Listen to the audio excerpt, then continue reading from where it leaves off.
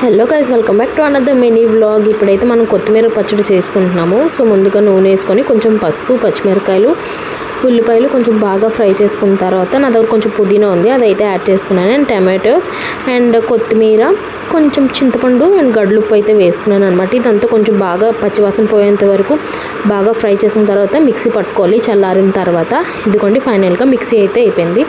ఇప్పుడు ముందుగా మనం ఫ్రై చేసుకున్న పెనంలోనే సేమ్ కొంచెం నూనె వేసి ఎల్లుల్లిపాయలు అనేది 4 రెమ్మలు దంచుకున్న తర్వాత పోపు సామాన్లు అనేది వేసుకోవాలి. జీలకర్ర, ఎండుమిరపకాయలు, పోపు సామాన్లు అనమాట. సో ఫైనల్గా స్టవ్ ఆఫ్ చేసి ఈ పచ్చడి ఏదైతే మనం చేసుకున్నామో కొత్తిమీర పచ్చడి రెడీ అయితే అయిపోయింది. సో అండ్ అలాగే కొత్తిమీర పచ్చడితో కాంబినేషన్ దోశలు అయితే ఉండాలి కదా. ఇంకా నేనైతే పెనం మీద వేడి దోశ అయితే వేస్తున్నాను.